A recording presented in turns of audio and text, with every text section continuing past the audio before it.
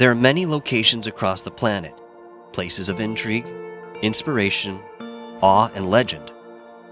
No two have the same energetic signature, but there are many similarities to be observed, whether in the way of history, purported activity, or purpose.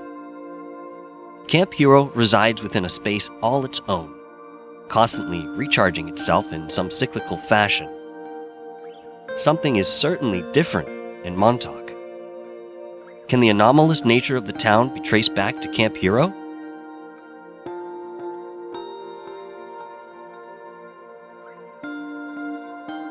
This trip would be incredibly personal for me, brimming with emotion and recognition. I was grateful to have Long Island Bigfoot and Montauk is Strange by my side.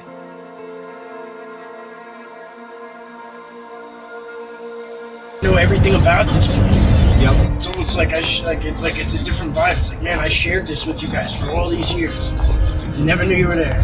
We always had Sasquatch on our mind as well. In no way was this trip one-dimensional. I think this is where the food truck was. I think this was in here.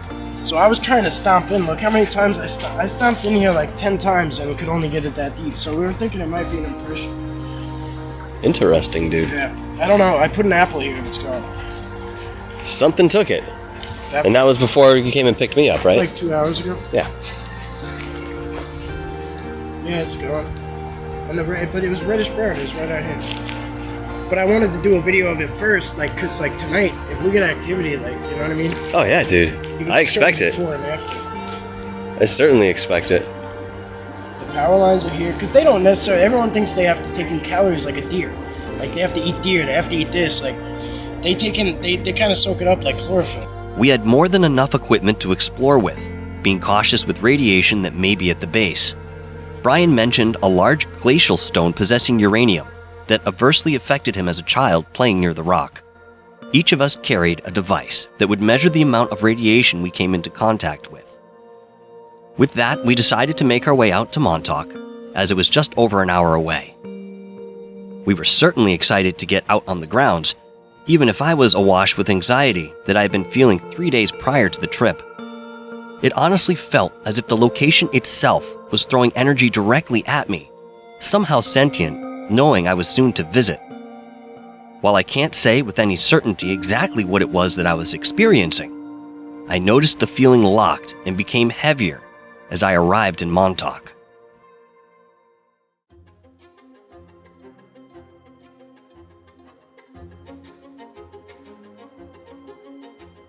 As Mike had mentioned to me in regards to Camp Hero, I could see there was always some construction or excavation occurring in the town as well. Of course, it isn't abnormal to see development, but out on the very tip of Long Island, it seems the projects persist.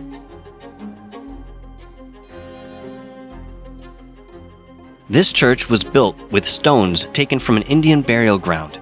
As you can see, they only used a handful of them. Oddly enough, even though there is an airport not too far away, there were all kinds of different military craft that could be observed in the skies night and day. I understand that Camp Hero is a decommissioned Air Force base, so why the presence now?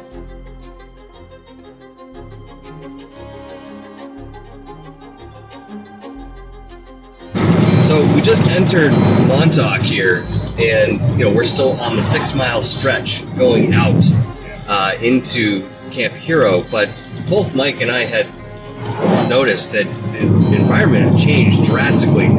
I started feeling a little queasy to my stomach, almost like something was pushing down.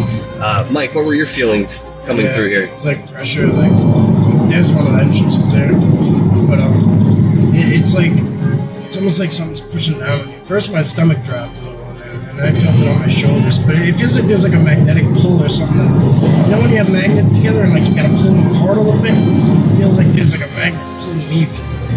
Some sort of draw, something that pulls you in. It's really feels odd. in my chest still right now, like I'm being pulled this way.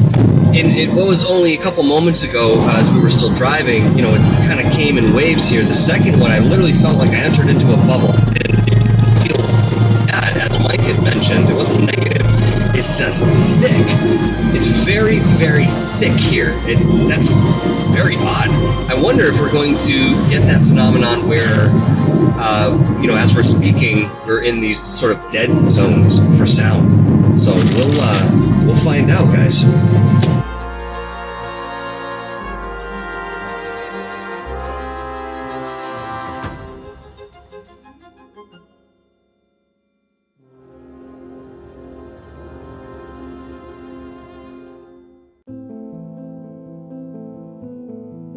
Our entry into Camp Hero was smooth, coming at a time where most people were leaving or had already left for the day. Spanning a vast 468 acres, Camp Hero was the home for many training exercises during the Revolutionary War, the War of 1812, the Spanish-American War, World War I, World War II, and possibly the Cold War era. With such a rich military history, the location takes on a certain air, wherein you can feel the incredible history of activity that occurred on these grounds.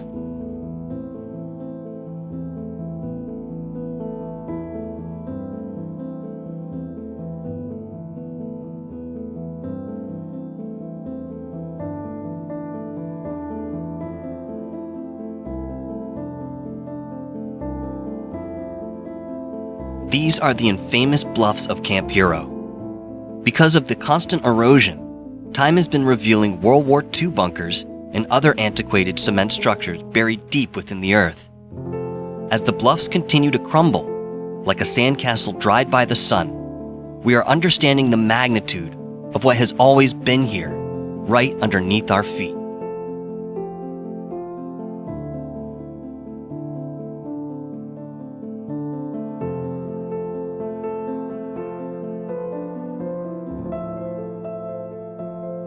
The texture of the topography is absolutely incredible. There have been some who have surmised that this may be artificially installed at one point, or at least maintained under artificial management.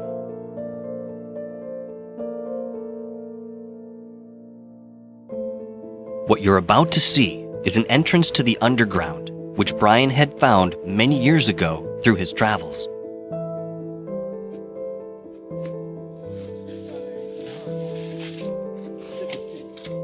Yeah, whatever. Think. Right there. If you look in here. Freaking underground. Yep. Oh, wow. And there's ladder right there to go down. And let's see the water. It's usually flooded.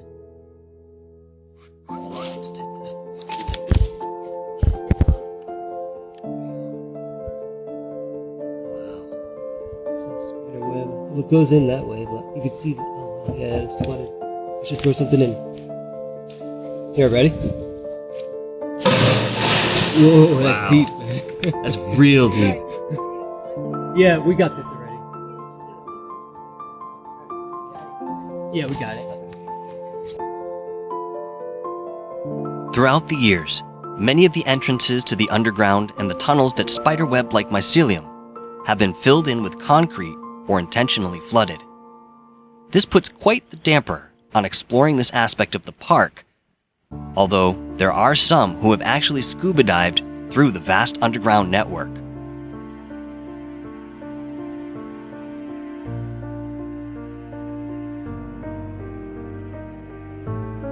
There is so much mystery to this place.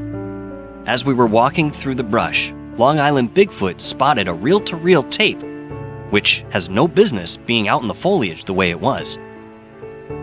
No, if anybody can bring it back, That's you a can. reel-to-reel. Holy shit, Holy dude. shit, Brian. This is like something you'd find on Reddit or something. Yeah, you're right. Holy I say we shit. take it. Why not? Oh, Definitely, man. I'll send it to them. if anybody is Like the old home movies. Yep. Fuck yeah. If anybody can. Let's take a look at that thing there. That's bizarre, right? Yeah, that goes right up to the wall. It's a reel-to-reel. That's amazing. You never know, maybe something can be salvaged off of that, and that's just odd to find lying around on the topsoil. Wow. Amazing. Good Oh my god. eye, Mike. Good eye. Namaste. Although this is a state park open to the public, you can't stray off the main trails. There are claims of unexploded munitions that still lie around the property, and if handled incorrectly, could cause grievous injury. Pretty strange for a public park.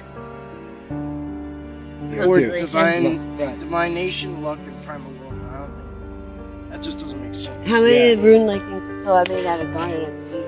But Or I down go off there? rune. I go off the rune We got alphabet. it. It's almost an And X the at other the one. bottom. I don't know if there is one for this one. This might be just. Oh wait, Sorry. okay. So Okay. needs friction shadow. Needs friction and shadow. What the fuck does that mean? Needs friction and shadow. Because Camp Hero is well known to be a magical place, it was only natural to look for the language of the forest. Within these random stick runes and certain laying of trees, Mike felt certain there were beings of the forest in full activity.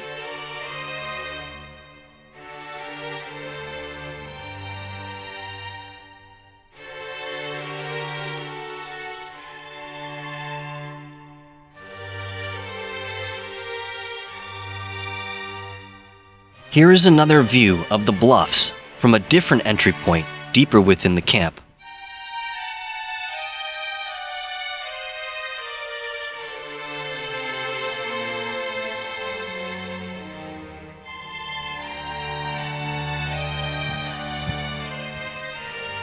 Well, I do have to say that, again, kind of expounding upon what I had mentioned about the energy here, there's a lot of fear.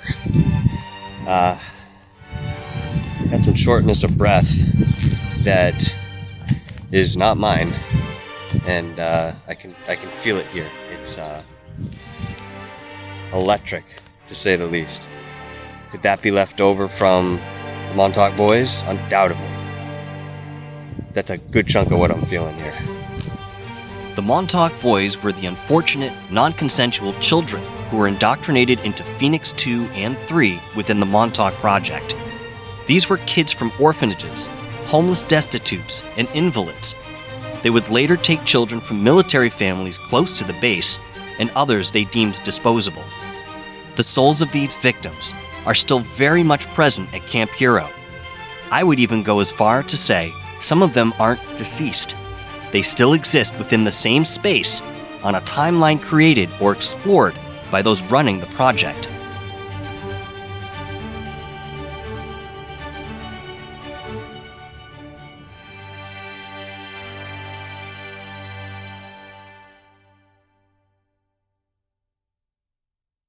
What used to be here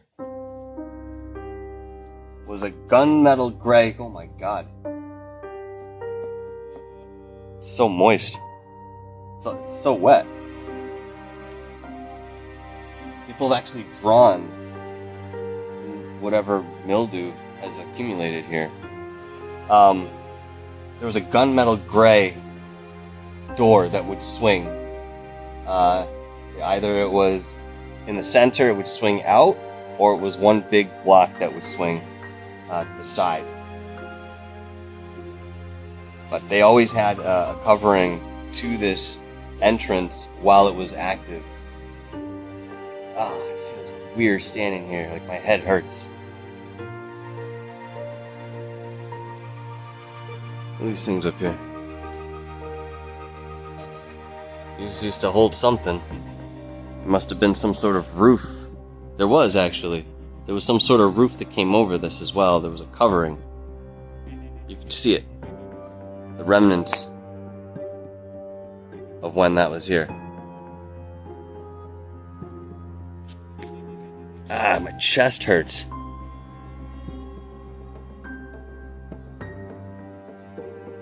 These batteries have a long and intense history. Although you see these big cement slabs that have been thrown up against the doorways, there are many people who have gotten in using crowbar or other mechanisms to chisel away and create a hole. The state keeps coming back to board these up, and people keep tearing them down to find out the truth behind what happened here at Camp Hero.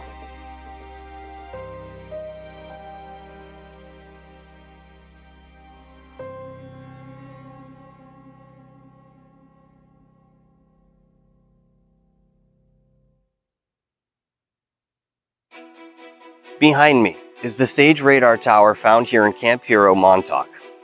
This particular device has been purported to send out certain frequencies that within a given period of time was influencing not only the population here in Montauk, but also the animal population as well.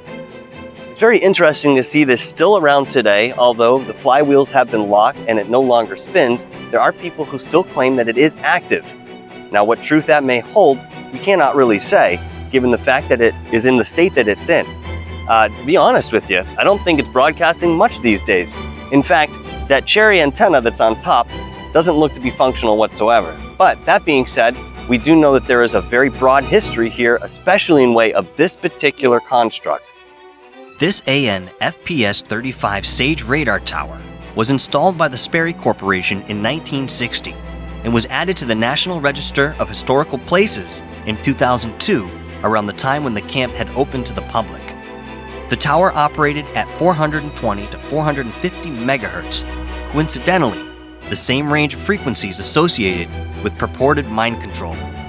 The overall purpose of this system was to detect an aerial threat before it was too late by networking with many large computers that collected data from other SAGE towers and created a unified image of a vast section of sky. There are reports of this particular radar broadcasting specifically stripped frequencies aimed at victims perhaps a mile up into the camp. The results of those experiments were absolutely devastating. This radar system was officially decommissioned in 1981 and is the last of its kind in the world.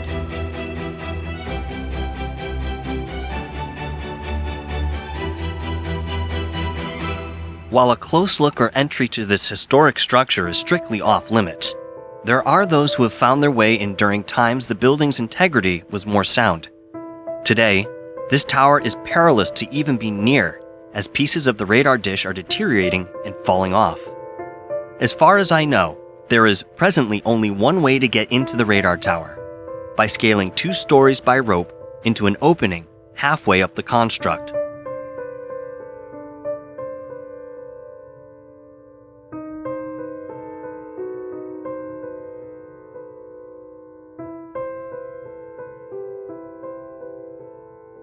It has been expressed by Preston Nichols that the Delta T antenna he created sat many levels below the radar tower. These 2 devices were linked through quantum computers and worked in some sort of synchronicity to pump out the desired frequencies of the operators. As Preston has constructed a smaller version of the Delta T antenna and displayed the influence this electronic device could have on a person's mind, we can only wonder what became of the original Delta T antenna. Is it still under the radar tower? Or was this sensitive piece of equipment relocated to another facility only to continue this nefarious work?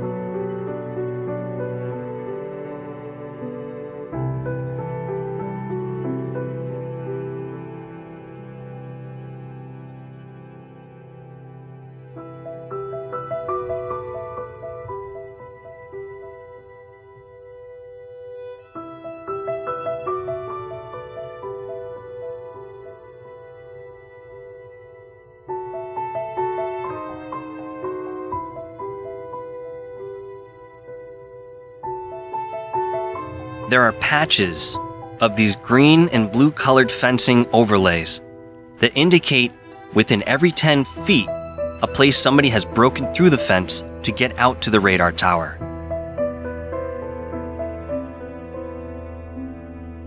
This area is where the infamous LSD house once stood. The government has already admitted to the atrocities committed in experiments such as MK Ultra, so it's not out of the realm of reason to suggest they may have been testing certain substances right here in Montauk. When MK Ultra was implemented, Phoenix 2 was on the horizon. Just because the physical building is no longer standing does not mean the echoes of what occurred disappear as well.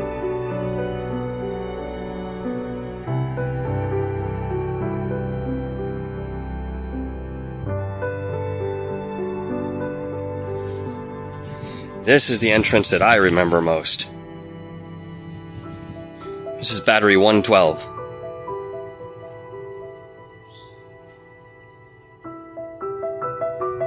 Look at the massive size of that opening. Of course, they were driving all manner of vehicles through this, military, of course. But, more importantly, this just may be the main entrance that most of the Montauk boys were kept just floors beyond.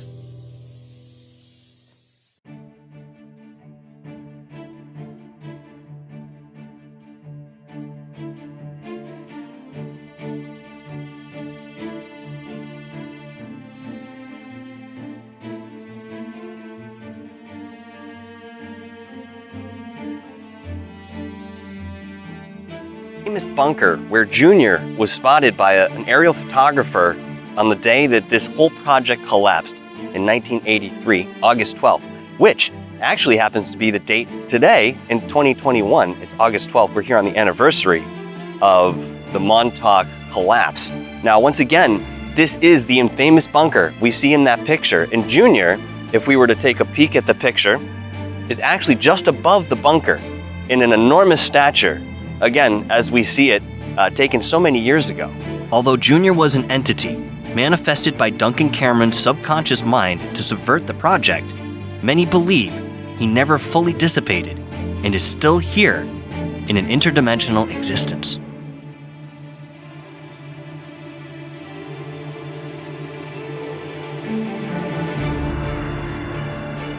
What you're seeing now is what's referred to as the planetary grid crosspoint.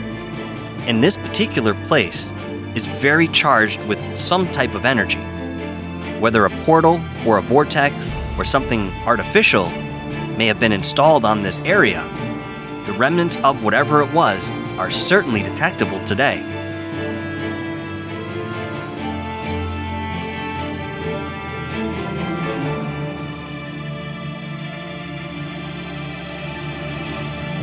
The Algonquin Indians, the indigenous tribe predominantly living in Montauk, also knew this area to be very magical and spiritual. Is this particular spot something that they were aware of as well?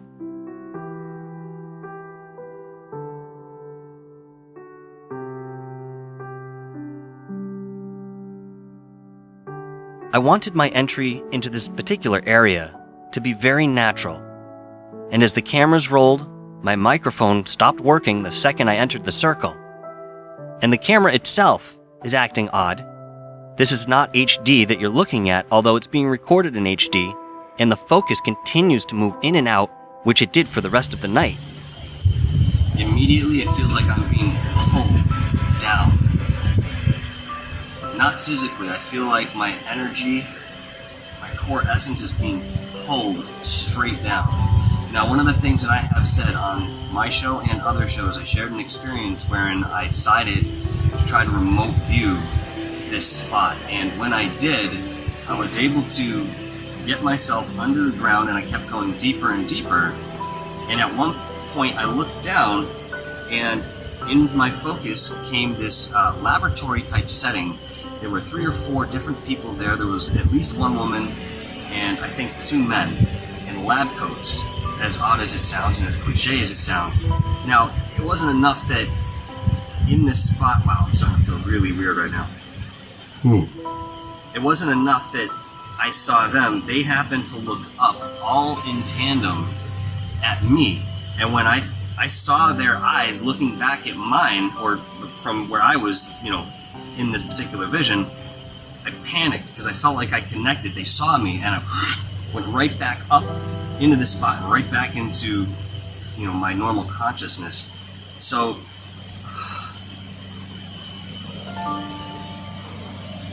this was definitely used many times. And if it wasn't used directly by somebody being here, they were tapping the energy of this particular location, right where I'm sitting right now.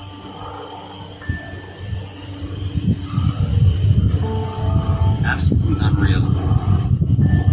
In front of me is the bowling alley. Behind me we have lodging, cafeterias. Basically the heart of the camp, or at least the residential area, was right in this location. Yet, something as nefarious as the manipulation of energy in this place was being utilized at that time. With night quickly setting in, we decided to make our way back to our camp, but not without stopping at a few interesting local sites along the way. This is the Montauk Manor, which has a very rich paranormal history and is also built on old indigenous burial grounds.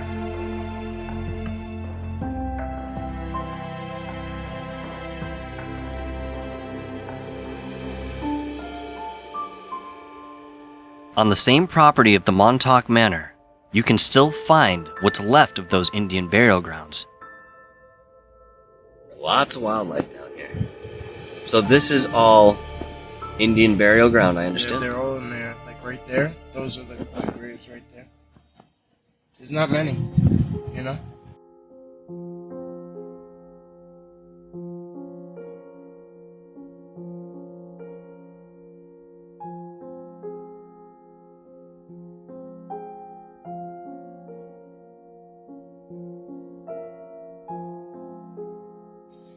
It's kind of unsettling here.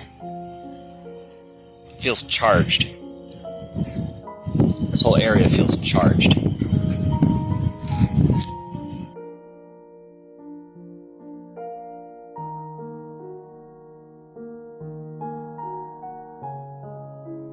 There's DHP. Michael's out here checking out the old Indian burial ground right next to the Montauk Manor. This is certainly an area that I would like to explore further, as I felt nothing but a deep respect for the land and the people that once lived on it. Once safely back at camp, we decided to go looking for elementals and Bigfoot. If they go silent at any point, like you can almost guarantee that there's a bigger presence than us.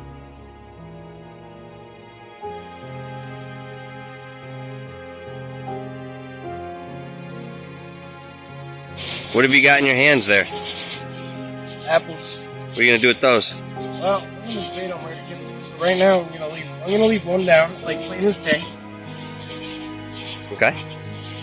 So that's like almost like a good juju, like leave one for the critters or the deer or whatever. It also keeps them from being pests. You know what I mean? If I put one up in that tree, they won't jump up and try to take it down. Mm-hmm. And then I'm just gonna put these out, and then I'm gonna scatter some more around the tree. And then just what happens. Occasionally, we'd even stop to eat.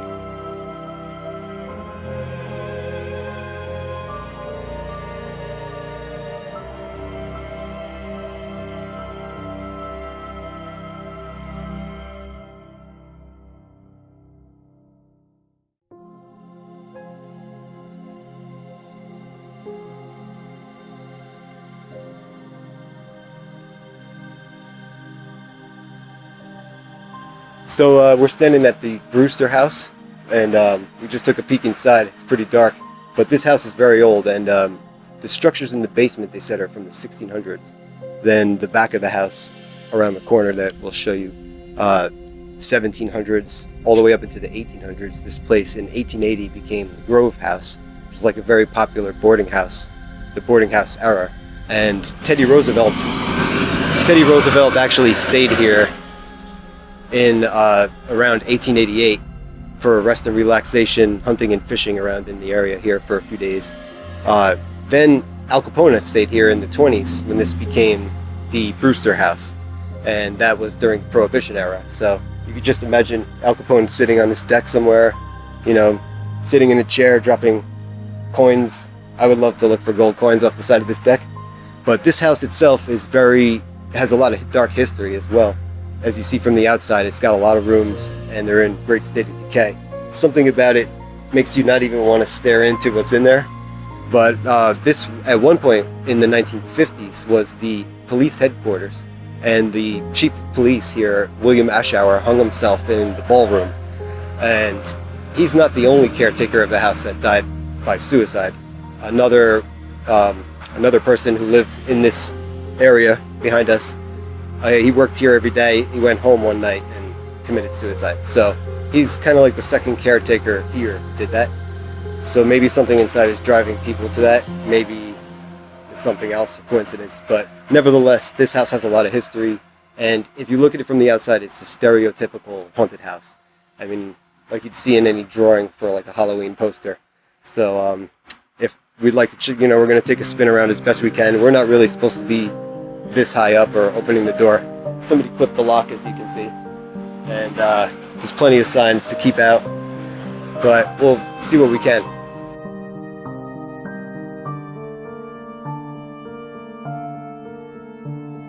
When we were, my friend, summer friend that was out, we were just hanging out in my yard down that way when we lived down there. And we heard something, there's a trail that goes behind the neighborhood up to the back of this house. And we heard something coming out of the woods that sounded like 15 or 20 like young adults screaming and moaning and wailing and like started right on cue, and it was like bells and chains all at the same time. It was an incredibly loud group of people wailing, moaning, and then they stopped all on cue too.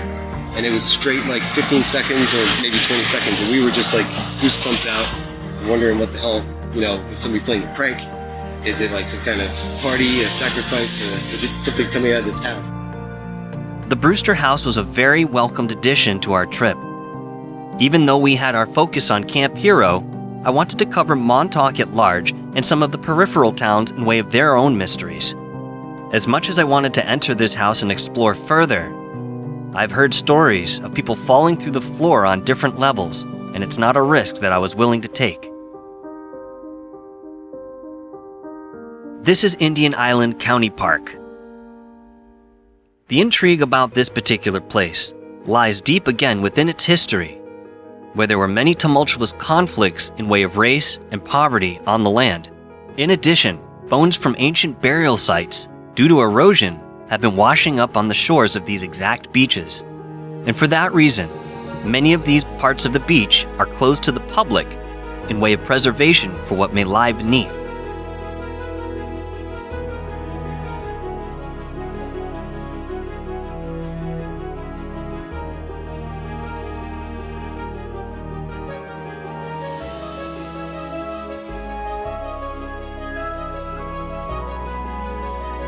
This is Grumman Road, allegedly one of the most haunted roads in the Northeast.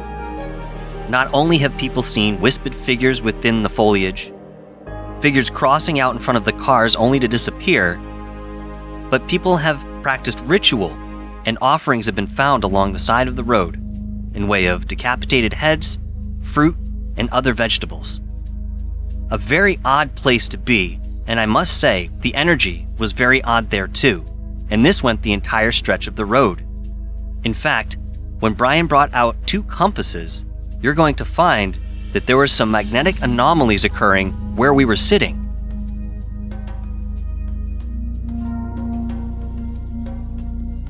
And the other one west is facing towards you.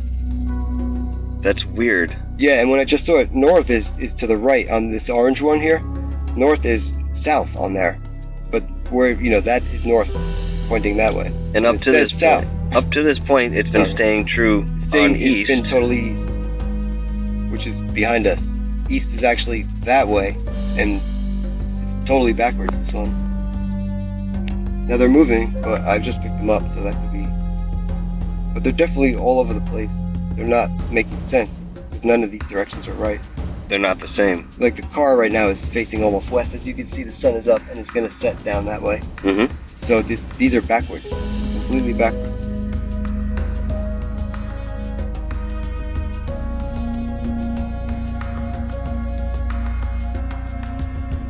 All right, so right now, Brian, myself, and Brian's wife are all heading out to Montauk area to meet up with Peter Moon and a couple of his friends.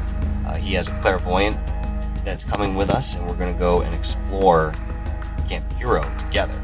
So, this is an incredible opportunity, something completely unexpected for me, and I think this is just going to be a fantastic time. I cannot wait to get out there and experience this plot of land with Peter Moon and his friends, and of course Brian and his wife. This is just going to be incredible, and what a gift to be able to explore Montauk with somebody who is as close as you can get without being a physical survivor, like Peter Moon. You know, the way he's written about everything, his connection with Al, Duncan, and Preston is just, it's incredible, man. It's absolutely incredible. He's going to come by, so this is a great opportunity. Perfect. That's awesome. Yeah, so if you do need to charge or anything, we have a couple, battery backup things if you need to charge. I know, I'm okay. Okay. I'm okay. It's her house. It's Yeah. business. They'll come back on at 2:50. Oh, God, yeah. The fish, yeah, She has a generator, so she's okay. that's good. Yeah, with all We'll the... see you in a few minutes. Sounds good. Yeah, we're literally, right entering through the main street of Amagansett, so once we get through the village, we'll be picking up the speed a little. Yeah, it'll be about 15 minutes. Sounds perfect. We'll see you. All right, sounds good. See you soon. Thank you. And this was a blackout on August 14th during the biorhythm. Wow. I didn't even know this power station was operative because they don't need this power station out here. They don't need it. So this might have something to do with Montauk. And why so many damn trucks? Yeah, seriously. Now we're going to get a briefing tonight by one of the guy who runs this place. This is amazing. That'll be fascinating to hear. This is just one of those rare opportunities and synchronicities that sort of come together when you're not necessarily looking for it. And I am already eternally grateful, for the time I've spent out here with these guys. And yet, we're going on another adventure today. Yeah, an interesting place to show you off of Old Montauk Highway over on the way to Gurney's. Okay? If we have time. Sure. We came out to this area to explore what may be a pyramid locked within the land in Montauk. To know that there may be pyramidal structures would imply something much larger than what we understand about the history. And of course, the submarine base that we're standing on does not have an official existence, but even Peter Moon had said he'd seen those pens with his own eyes. Looks like there's a trail of water going down up here in this ravine. Wow. That would make sense because there's always an airlock and a water lock for... Yeah, they used to have these metal things coming up out of the ground. This stretch of land appears to be heavily terraformed. What lies beneath these grounds in the way of military installments?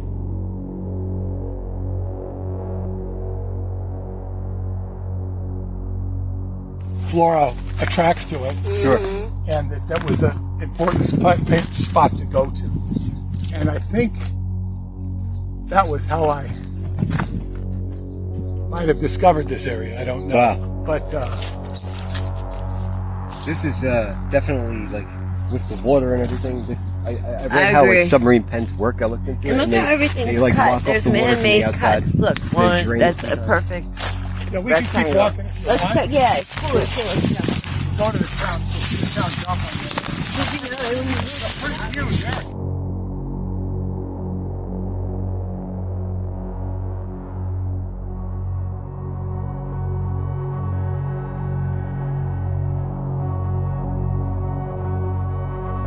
I want to clip this. Well, we'll go by where the mountain trail is. Okay. We'll go there another time. Yeah, great. Sounds good. This is yet again one more anomalous area tucked deep within the folds of Montauk. After exploring this site for some time, we all decided to make our way out to Camp Hero, again with Peter Moon in the lead.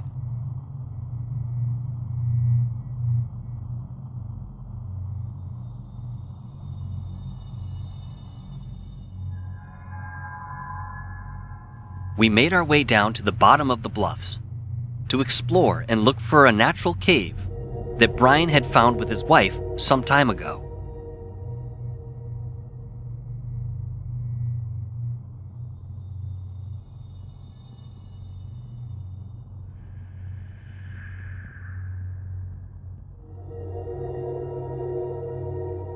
All right, here we are. We're out on the bluffs in Montauk, and I'm with Brian Minnick, and Peter Moon, and Danielle, Brian's wife. We're headed over to check out the cave system, or the entrance to the cave system that Brian and Danielle had found a month or two ago. And this is going to be an interesting expedition. As you can hear the waves behind us crashing up against the shore. It's absolutely beautiful out here, and it's hot as hell.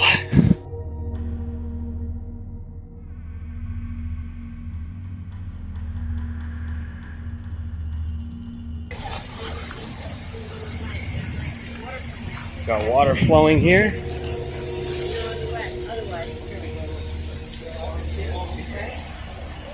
Up here, we might have a cave.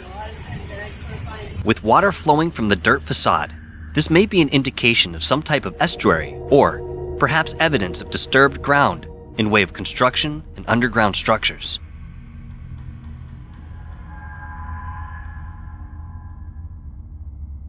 While we were unable to locate the exact cave that Brian had found, we did see many other anomalous structures within the hillside.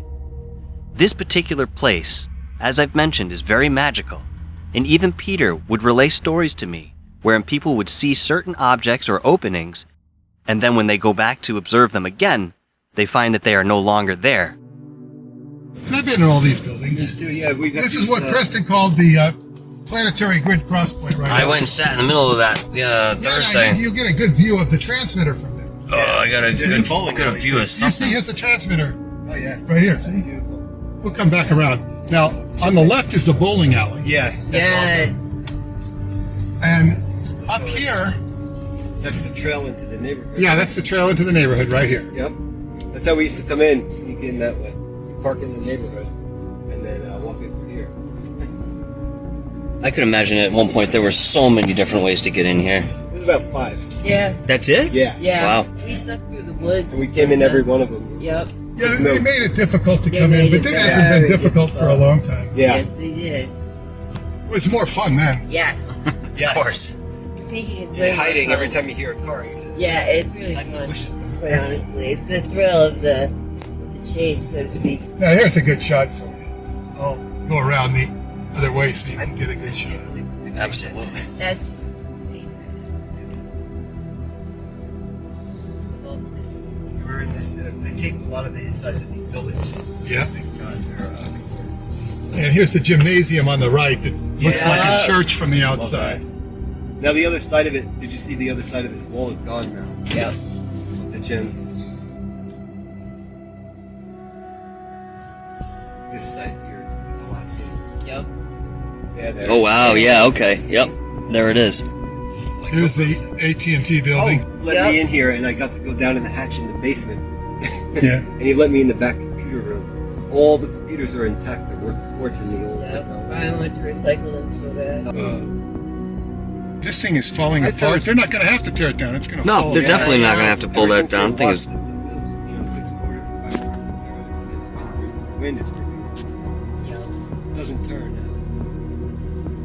I struggled to find the right words to describe the absolutely incredible experience that it was walking with Peter Moon, Brian Minnick, and his wife through Camp Hero. All right, Brian, so I understand that you've been collecting, pictorial evidence, blueprints, pictures from long past. I mean, over the last, 25, almost 30 years now, dealing with Montauk and the base Camp Hero and how it's changed over time. What are you going to be showing us a little bit of tonight in way of your collection?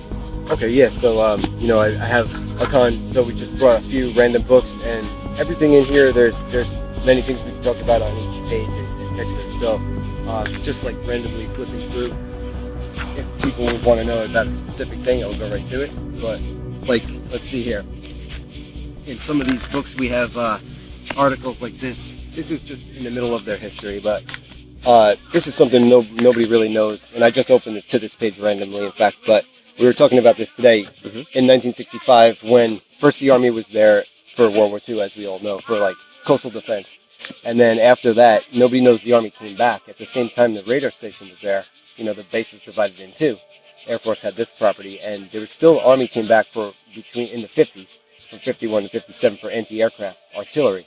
And then they were done with that mission, and then you think that was it for the Army. They came back a third time. In 1965, actually, they kicked the civilians off the base in 1963 for FAA stuff, And then they were building this Nike missile base at Camp Hero. And it was ready to roll out, as you can see in this article from Newsday, Army to place 5th Nike base on Long Island. They go on to talk about how many jobs it's creating. And I looked at the facilities of what it takes to make a Nike base, like the one you checked out, one short underground area with 4 missiles that will come up out of the ground. Mhm. Some are on the surface, but they were going to use the pre-existing battery 216. And then there's a control center a quarter mile away, which is another underground facility, etc. So they just don't tell you that the Army was coming back, that there were more underground construction going on in that period. And then I found an interesting article the following year. Paratroopers parachuted in, stayed there for a week, had a drink at the bar, and then left. Nobody knows what they did, but I'm pretty sure they scuttled, which is, you go in and blow up sensitive material. You don't leave it behind, especially this kind of stuff. Certain The demolition. reason they closed it is, after all the real estate haggling, they just went right into, once they finally decided, made up their minds, there was no need for these missiles anymore. Like the Russian bombers could fly higher than they could reach. So that's just one thing. So let's just randomly open to something, I don't know what.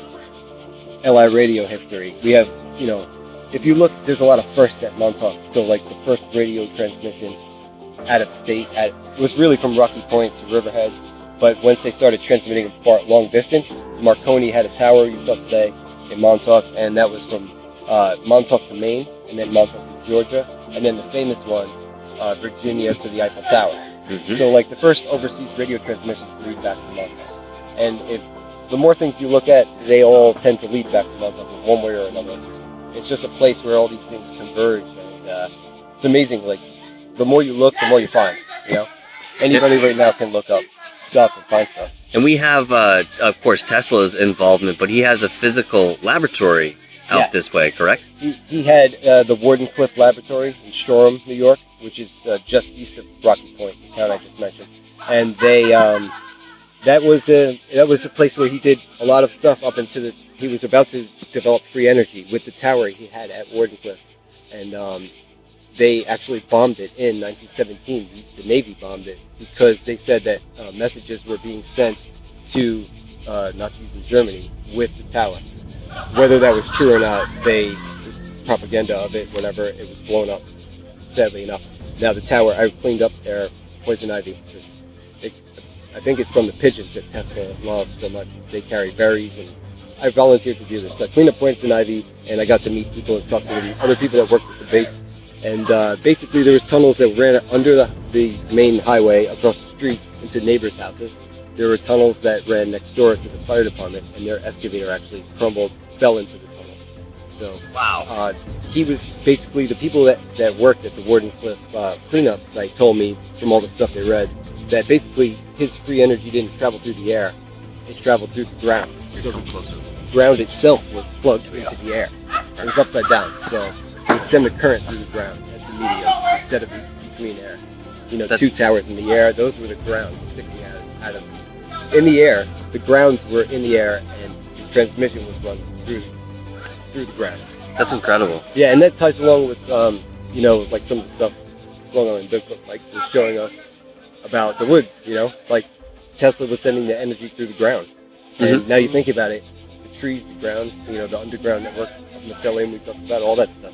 Maybe there's some sort of connection between that sort of approach and the natural energetic world. I mean, you talked about Mycelium. Yeah, mycelium.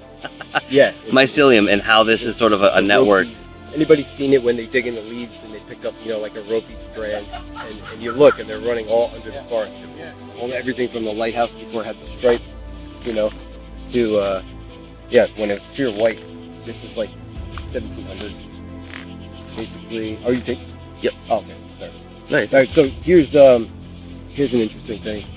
I don't know if you guys can see this, but this isn't a picture of Camp Hero, but these bunkers were all built as cookie cutter design, and so all the 16-inch gun bunkers for World War II were built in the same basic structure. So they'd adapt a little bit to the landscape, but the general design wasn't changed. So these were this one here is in San Francisco. It's the same goes for Hawaii, and every 16-inch gun bunker all across the U.S. in World War II. And basically what we're looking at is the two bunkers that everybody knows well, with the the circular overhangs, the really long ones at Camp Hero. Those basically have a battery commander station, which is like a small bunker that looks like a house. In Montauk's case, it looks like a home. It's right on Radar Hill, in front of the radar. They call it the concrete cottage. So it's a little house there, but it's actually a bunker, and it had tools to measure like the azimuth and the height off the ground, so they could calculate the shot. But basically, they are the ones that would tell the bunkers when to fire and where to aim. Basically, long story short, there is a connective tunnel that runs from just outside that house on the ground, usually like maybe 10 feet away at the most. And that's what will come out next to the house on Montauk as well. That leads to both bunkers, because this was the battery commander station for both of the tunnels. The one that Junior was standing on, Battery 112, and the one that's right in front of the parking lot, Battery 113. The house on Radar Hill shared a battery. It was a shared battery commander station, so they call it a BC station.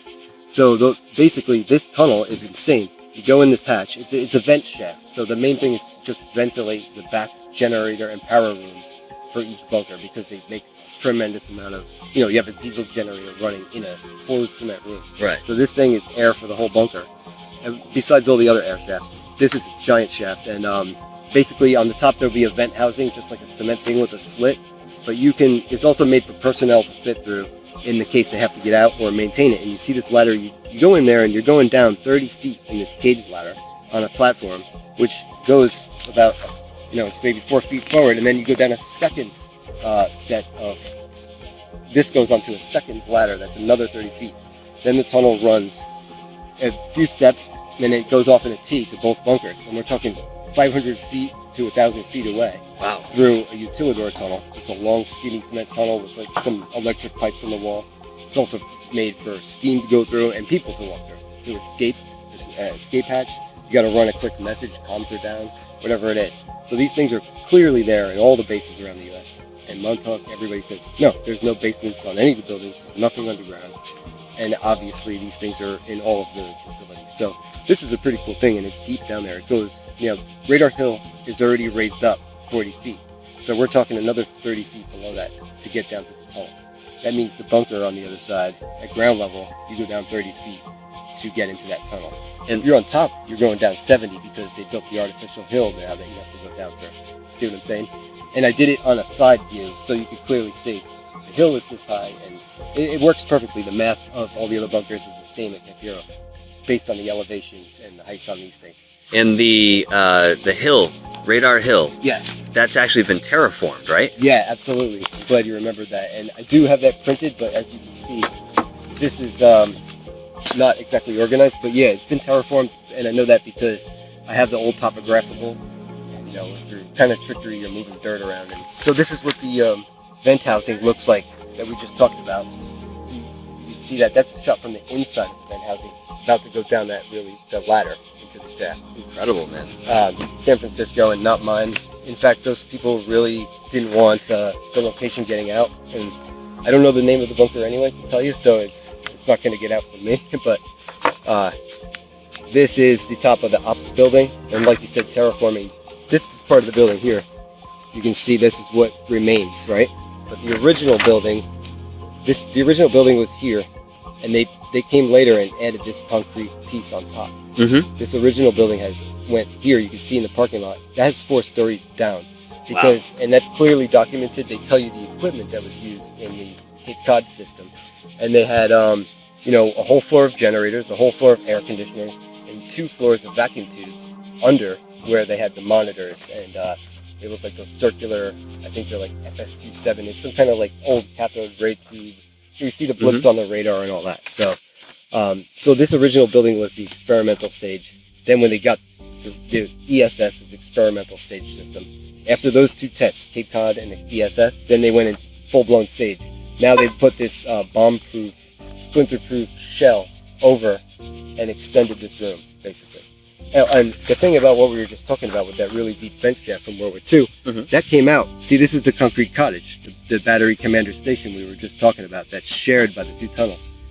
Right here is this huge ventilation thing that you can see from standing by the fence at Camp Hero.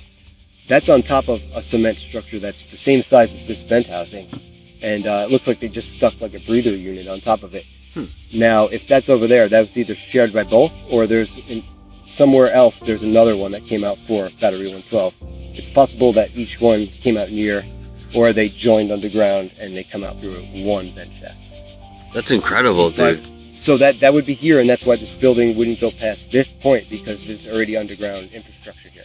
That makes sense. It's Right? it's sound in the way of architecture, and the way you're describing it. Obviously, we can see in the picture here that there are very much elements of what you're speaking about. Okay, so this here is me taking a picture in the crack that's there. This white part is the old wall of the old building. That's my flashlight looks like an eyeball, but I'm shining it back and forth, and this is the old wall, and this space between is only like a foot thick, and this is the new wall. You can see all the reinforced iron like rebar bent down. I guess they hammer it through, bend it down, whatever. But this is the bomb-proof new wall. So there's actually like an air gap between the old structure and what they put around it. That might be even in some regard designed because of acoustic properties, Yeah. wherein sound doesn't travel between You're that space. This is how some recording studios are actually built. So that's Absolutely. curious, man. You're 100% right, because in the other bunkers they have something like that, and it's called a muffler gallery, and it's to like muffle the shot in the generator. So there you go, you got it.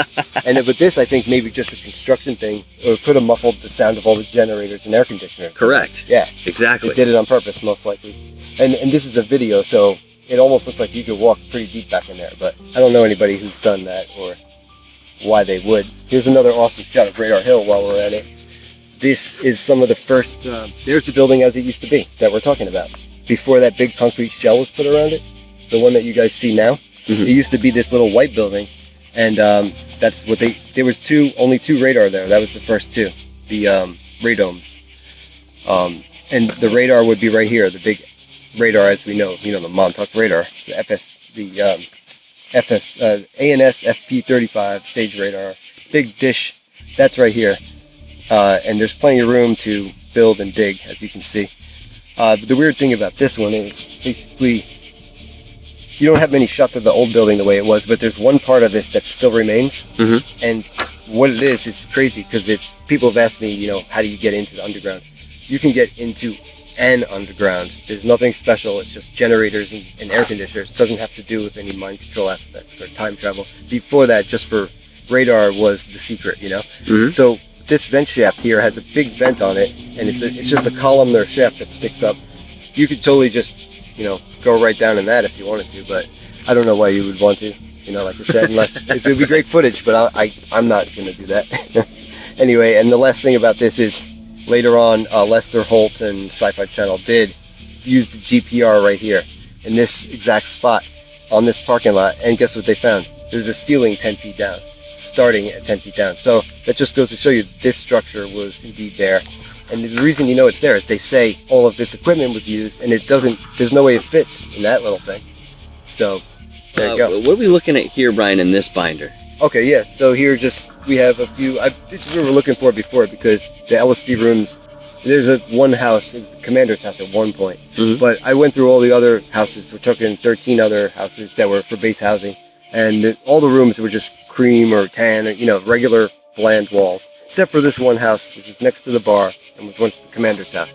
That means, as somebody in the military told me, that only he would be allowed into that room, and anybody he gives permission to, but nobody less of a lesser rank. Anyway, so you usually see the painted walls, the black and white striped walls, and the confetti room that many people have called graffiti, but no graffiti artists, let me tell you, will tape off the outlets or, put a tarp on the floor for drips and put tape on the ceiling and put the trim and the light socket back on top. So right off the bat, it's done on purpose. It's measured. The stripes are they're all identical. And you can see some kind of pareidolia or faces, purposeful probably, in the color scheme of the confetti room. Oh, that's these curious. two pictures are rare. You don't see these as often. And these aren't my photos. The other photos are, but I just wanted to point out. This red paisley wallpaper, black trim. Half of the room has trim and nothing below it, just black. I mean, who puts the trim halfway up? The top half is wallpaper. Now, graffiti artists don't use wallpaper, This is what people call graffiti. Somebody came in and rolled in, perfectly put in wallpaper, and the other room has this tiger stripe, which you've seen in psychedelic as the color, the rainbow, or the color scheme will change throughout these layers, ribbons of leopard print, is it, right? Not tiger. But all four together, you know, you have a strange house with four really trippy rooms, and this is on a military base. So, And this house is not there anymore. In fact, No, we went no. by and it's now a picnic area. it's a picnic area, and people were playing soccer there today. And we were surprised to see so many people barbecuing today, actually. It was really strange. But yeah, this is no longer there. You would never know. It's like a little grassy hill with a picnic table. And the thing about this also is that, you know, they knocked it down in 1998 or 9, near the end, when they were getting it ready to make a park. This building was torn down, like with all the others. So they knocked down probably 30 buildings at that point. Wow. To further clear the base out to make it into a park that you see today. We're still You're hearing that screaming. noise. Now it's coming from over here too. Maybe it is a kid crying. That does sound like But a the one fox. over there. Yeah. There was two isolated out there. Wow. All right, let's move on. Okay, yeah. So this building, somebody was just asking me for. That's a power building, and somebody who worked on the base was just asking me for pictures of this because they worked there and wanted to show it to their kids. Interesting. Now I know where it is. Thank you. This is the building. This is the barrels I was talking about before. A friend of mine took this picture of me pointing to them, and basically they say this one says black sludge. That we looked in. One of my friends looked in one. There was bright green stuff, probably antifreeze. These are all toxic materials from the toxic cleanup that they did there. Also getting ready to make this into a park. So yeah, they're just leaving these barrels all over. It looked like a true toxic waste dump. I mean, just they were strewn about everywhere you look. There's barrels, piles of dirt with plastic over them, and all kinds of people driving around, helicopters. And it makes sense, all the activity in those years, because they were really doing. They were studying the toxic.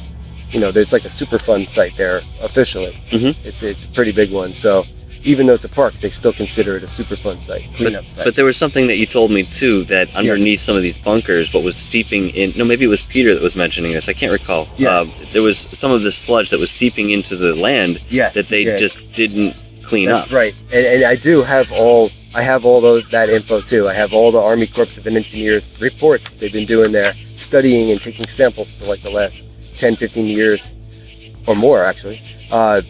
All those reports, yeah, they uncover groundwater contamination, oil spills, diesel tank generator. They're looking for tunnels. They're looking for diesel tanks. They have no clue where these. They have some clue, but they really don't know where all these things are. Mhm. And it just goes to show you that people who, you know, there must be blueprints and recordings of all the tunnels. Some of these things were built in haste, like in wartime. They would just throw them together. They don't have time to write down the plans, or they figure it wasn't important. Yeah, there's two bunker here and here. Of course they're connected, you know? And you would assume too that they would use some sort of military contractor to dig these underground tunnels. I mean, we understand that although it was In Air war, Force. the troops dug a lot of stuff that wasn't super technical to build. Mhm. They had the troops, like, you know, for regular structures, they would actually have the troops do it. And they definitely didn't write it down. Yeah. Right, They weren't trained right. to write it down the proper way. And they're probably like, fuck, you know, pardon my French, but fuck that, I'm digging the hole. Somebody else write it down, you know? I would do. Well, again, even with the implications going underneath some of the utility tunnels, Yeah. we're looking at multiple levels and storage that go underneath the ground. Now, that type of dig, you know, we Yes. could look towards somebody such as Phil Schneider, who Yes. worked on DUMBs, and you know Yes. that's what he would dig for. And now maybe there was an outside contractor that had dug Sure. this, had no idea of what the purpose of this type of construct would be so deep underground, no Yeah. knowledge. They had the blueprints, maybe Yes. got rid of them during their time, 20-year tenure, let's shred them. Exactly. It could be something simple like that, Yeah. where, again, the actual builders of those underground tunnels and spaces were Mhm. just unaware of what they were going to be used for. You're right. They were unaware, and some of them aren't alive anymore, or may not recall. And because you think this technology has to be new to do this, but this stuff has been around actually way longer than you think. We had the capability to dig tunnels longer than people think we do, Mhm. and that really, we're going back. So if it was done then, it can be done now. And some of these things were built then and expanded upon. And yeah, the main thing is that, like you said, compartmentalization, even on a project, like when people built the A-bomb, they were building like a sprocket or something. from the Exactly. Nazis. But yeah, they didn't know what they were building, and then they was using the bigger project. So you're digging one tunnel or one pit, and you don't see the finished underground base. You don't see. All right, so here in this binder, you have on this page that I've actually selected because honestly, we could talk about anything at length when it comes to this photographic evidence that you've gathered. On the right side, we have some interesting pictures of the bluffs at large, and you can tell us what we're seeing in some of these pictures here. And then, of course, we have two very large pictures on the left side here, and we can kind of talk about. There was a rabbit underneath our table this whole time. Are you kidding? I thought I just felt something brush against my leg. That was a rabbit. Yep. That's good luck, right? Yeah, I guess so. If he, I don't know what he was doing. Anyway, so on this page we have, obviously it looks like I'm going to let you explain this, but I'll let you explain this here. And tell me what you what you see too. That actually helps me. Well, this over here looks like you have a tunnel. Of sort, which is interesting to talk about. We've seen some of these also on earlier videos with Preston Nichols, Al, and Duncan, and then of course this beautiful shot of the radar tower in its prime before it started to decay. So let's talk about the bluffs first, and then we'll move over to what we have here. Okay, sure. So here's a collection, early collection of some of the. We've been hunting for things coming out of the bluff for a long time. The bluffs are eroding. Since I've been there, they've eroded like a good 30 feet from where they used to be, if not more, in certain spots. And since then, we've been always looking for these structures. They were so close to the edge that they're going to come out eventually and tumble into the sea. And here's just a prime example of, these are like cables for communication back then. They had to string phone cables everywhere just to talk to each other from all these facilities.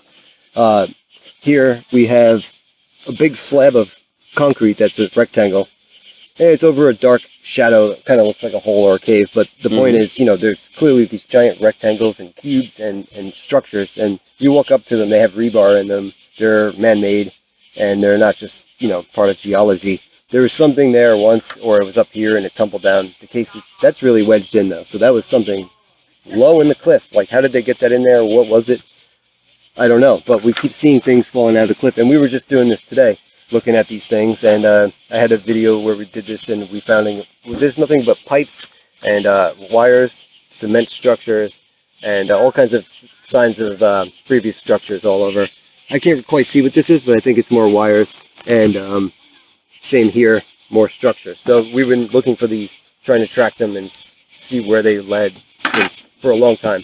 And this is continuing. There's just more and more stuff now coming out of the cliff. So now, to bring this up very quickly, when we were down on the bluffs today, we had walked down on the beach, and we were with Peter Moon. And the reason we had decided to go down this way is we were searching for some sort of opening to a cave that you had found with your wife Danielle.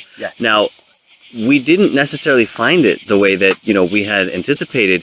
And one of the ideas that Peter had brought up was that Montauk and Camp Hero, this area just being a very magical place, there may be some element of interdimensional overlap. So in certain circumstances, people have found openings, and even in mass, these people have found these openings and agreed this is what they're seeing. And they go to report this, somebody else goes back to look for it, and sure enough, there's nothing there. Now, again, in way of consistency, this isn't just a one-off sort of thing. We hear about this all the time. I agree, and I didn't really experience it so much as I did today with the actual bluff. I thought, it's always a case of I can't find it anymore, or it's there and I'm just not seeing it. But seriously, today I went through all the trouble to measure exactly where this. I have video and stills from the video that I've enhanced and everything, and I stared at this thing forever. I even made a rope so I could throw it over the edge of the cliff, and I could go down on the beach and see exactly where it comes down. But we didn't need to because we took out the binoculars and we saw the identifying object that it was straight up from there onto the cliff to find this what looked like a mine shaft. That's okay. I got bugs going in my ears, eyes, and nose. Coming in. And rabbits on running past my legs. Thank you. All right, let's talk about this one. So we looked and it wasn't there anymore. So anyway, and I was sure of it. I was pretty sure, and now I'm really confused. I just wanted to add that in. Here, this is a nice old shot of the base. You can clearly see when you're standing down on the road here at this level. Just the height from Radar Hill itself here. You're just by standing on the road next to it, you're already underground. You keep doing your thing. I'm trying to get the glare off. Yep. You're already like a good 30 feet. Or actually, this is 40. 40 feet, you're down, standing on this road next to the road that leads up to the radar. Mhm. This tank here, we were here yesterday. This tank was a big diesel tank for the giant generators that powered the radar, and people always think of this, but they don't realize they don't think about it, and I didn't even think about it, but I realized this giant power station that was over here, it used all this fuel, and it had 4 giant locomotive engines to power the radar, but there's no wires, there's no connections above ground. They have utilidor tunnels, clearly. They have steam tunnels, and they run all the power and the heating and water and just things that people need, and the people would walk through them, service them, and use them to get around, I'm sure.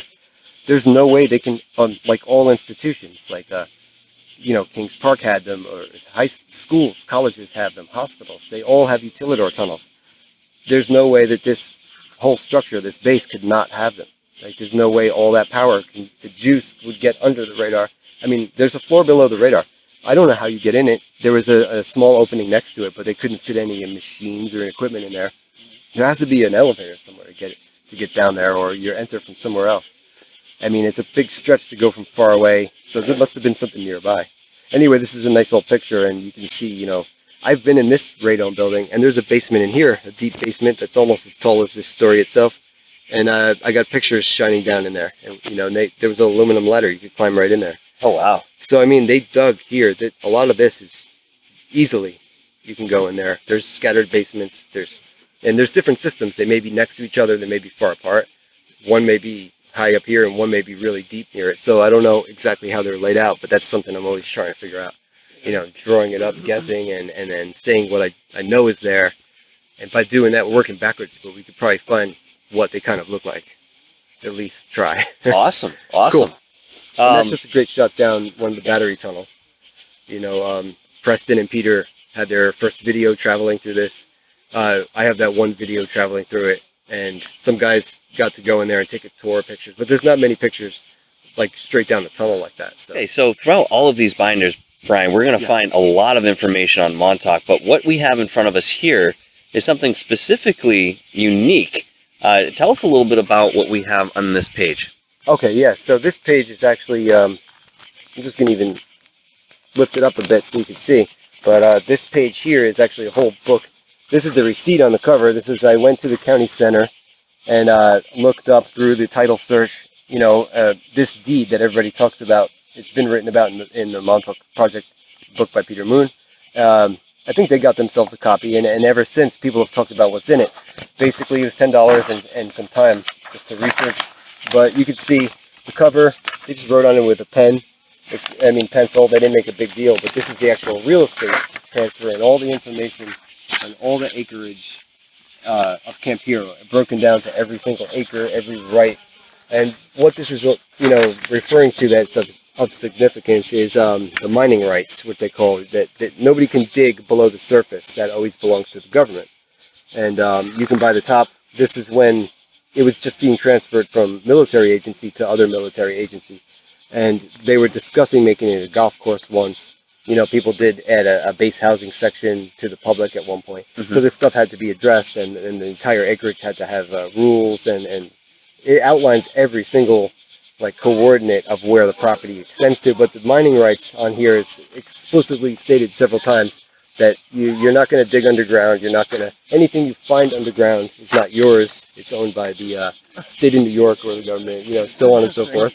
And they're pretty strict about that. And basically, that was a big thing that was talked about a lot. And without seeing the actual paper for real, to be sure of this, now we know for sure it does say that. It's not just some rumor or mystery or something that was written about. And even though it was proven back then by Peter Moon when he did write the book, it's kind of lost to time. So, there is the deed. It does say that, and we can see why almost, there's something under there.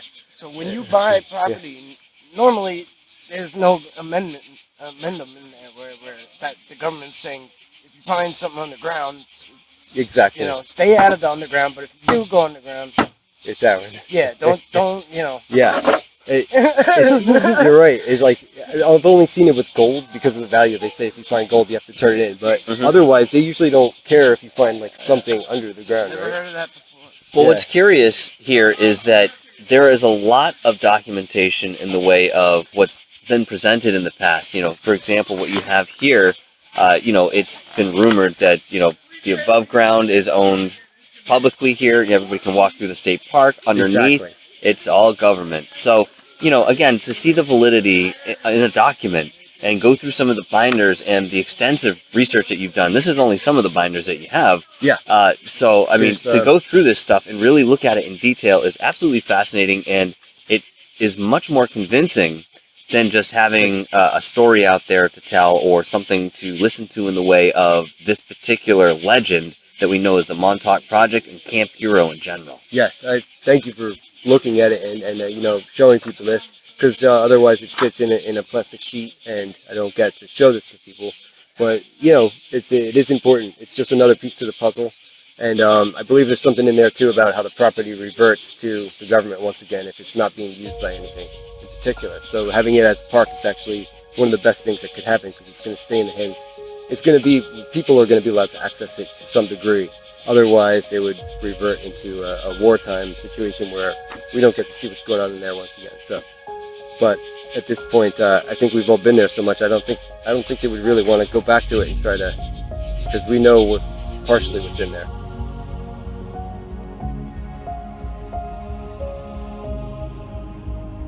Of course, at the end of the day, we would head into the surrounding forest with Long Island Bigfoot to search for Sasquatch and any other beings that would make themselves known.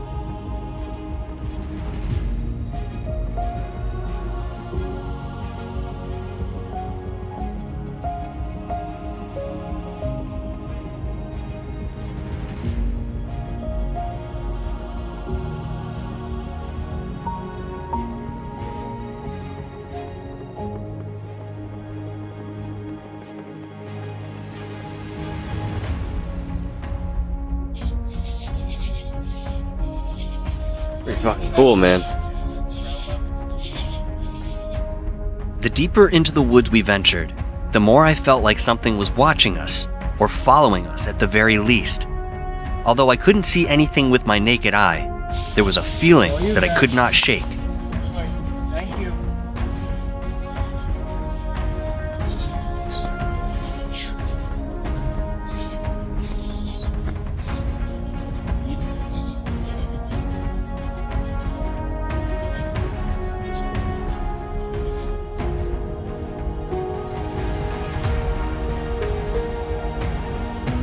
While we were out in the woods, Mike suggested gifting to be a good connection between possible Bigfoot and ourselves.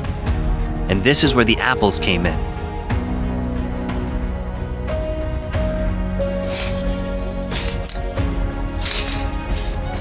All right, this is for you guys.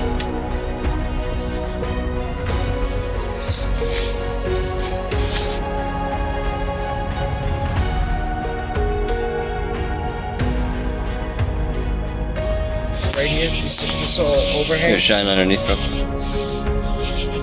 So this is, I would say, you're a dog man.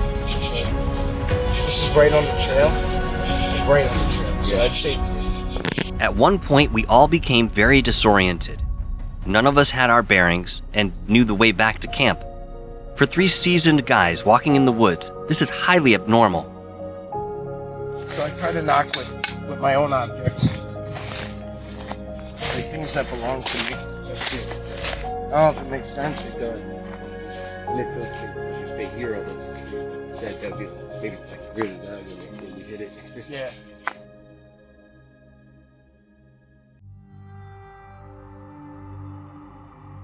Within the layers of time, in the braiding of infinite timelines, lies a sleepy town with an incredible history.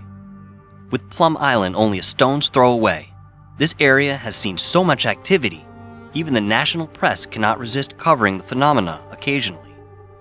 While Plum Island has its own severe sordid history, there is no way to access this island. Chemical and biological experiments have been performed throughout the area, and even if one could legally step foot on its shores, there are many places within that still bear the mark of toxicity. Within the town of Montauk resides an undulating current of mystery, felt by all those who have been through the area. Even longtime residents will tell you how much of an impact the advent of the radar tower had on the town. Today, many visit to experience the history, breathtaking scenery, or to explore their own personal convictions with Camp Hero. What the future holds for Montauk remains nebulous, but those who are involved or affected by the Montauk Project will never forget.